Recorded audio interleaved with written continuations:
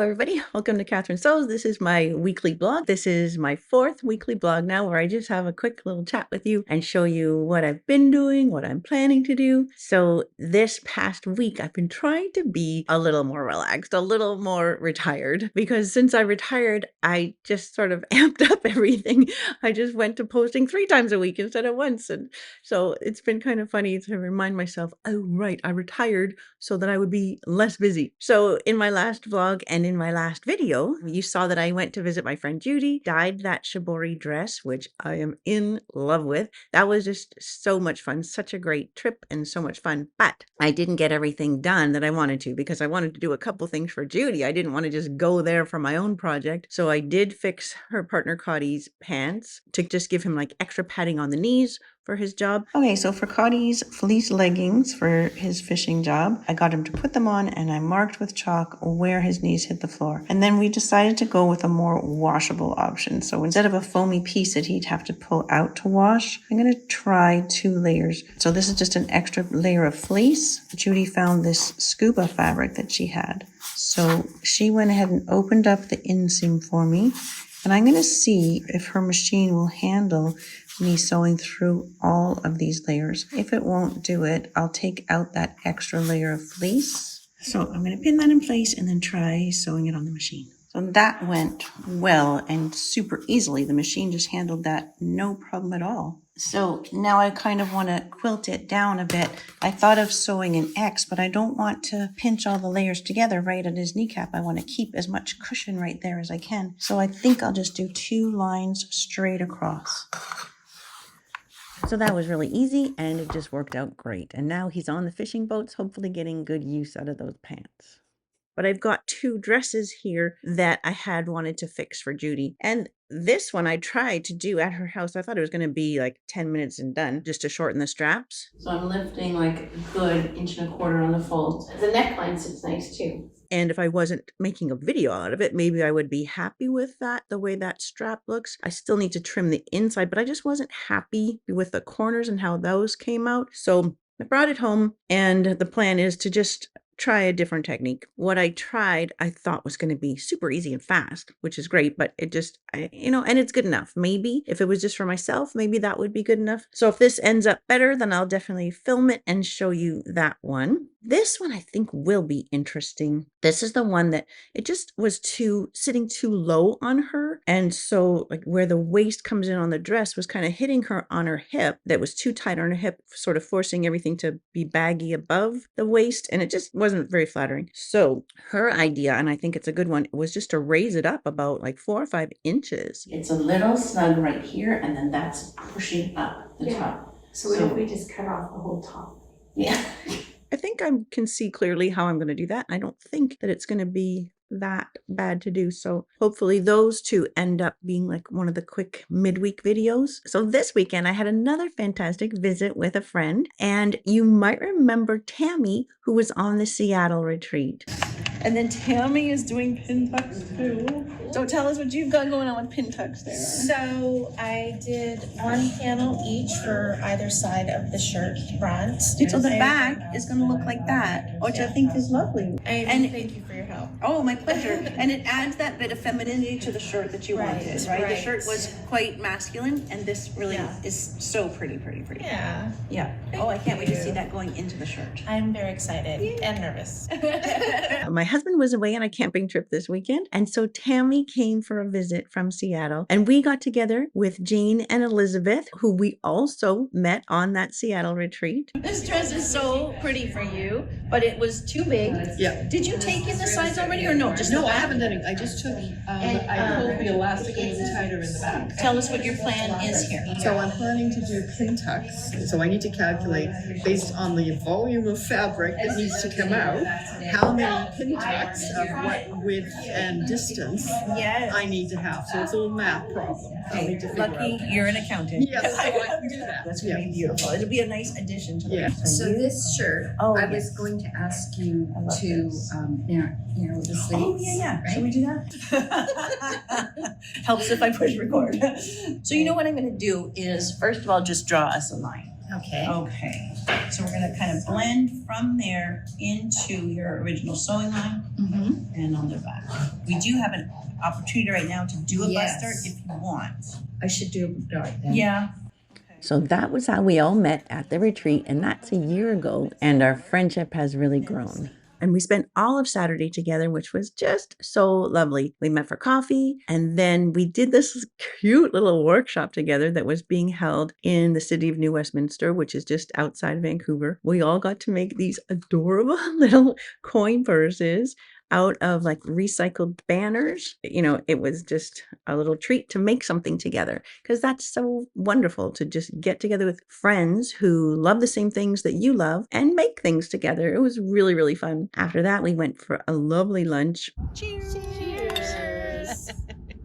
And then we did a bit of thrifting, and I didn't take enough pictures. I don't have much to share with you on that. I've been trying not to let my vlogging get in the way of my real life. I really want to be enjoying my real life without, you know, having to capture every moment. So we did a little bit of thrifting in New West, which was great. There's some really great stores out there. There's a fantastic Salvation Army in New West, and then across the street and down a little bit is sort of like a little bit more upscale of a thrift store called Found. And we went into Found, and I did find a couple of things. What I've been looking for recently is like a tweed blazer that would be too small, that I can try this really, really cool sort of chop up, put back together thing that I saw on a jacket in Italy. In the outdoor market we went in, I took loads of pictures of that jacket. I just thought it was so beautifully done. So at this store called Found, I found this tweed jacket. It's definitely too small, but it's nice. It's nice fabric. What's the brand? Oh, it's from Jacob, which I don't know if Jacob is a Canadian store. I know they've gone out of business. It was a nice sort of women's workwear store. And this is a size 5, 6, where I'm more like a 10, 11, 12. So this will be the perfect basis for that jacket though. And it was on the 40% off rack, and the original price was 15. So 40% off that was great. And then I also found just the perfect thing to be the black sections that are going to get sewn into that jacket. This is a nice quality skirt, and the lining has this big split in it. So I don't know if it was just too small in somebody, like if the lining didn't stretch enough, because the fabric has a lot of stretch. Anyway, so this one was $10, but it was on the 75% off rack. So I got this for $2.50. And so that will be the black pieces that get sewn into this. So that project is not going to happen till the fall, but I'm excited about doing that because I've been looking for these kinds of pieces since the Italy trip, which was in March. Another thing that we did together, all 4 of us, there just happened to be like a really nice artists market happening on the quay in New Westminster. So I bought a painting from one of the artists in the market. He said he uses alcohol inks. I think that's what he said. And he uses a hairdryer to push it around. Anyway, I just fell in love with that. I thought that was really pretty. And then Tammy and I just came back here and ordered pizza and sat outside and ate our pizza and sipped some wine and had a really lovely visit. So those kinds of friendships are so important, right? Like having friends that enjoy the same things you do are so important and so lovely. And so that's what I'm also hoping for from the Montreal and Toronto trip, that the participants that come make friends for life. So this week, my midweek video will be where I finally give you more information about the Montreal and Toronto trip, which is happening in October. So it's coming up super fast. Like we got to get that together. So I'm going to record that right after this one and put that out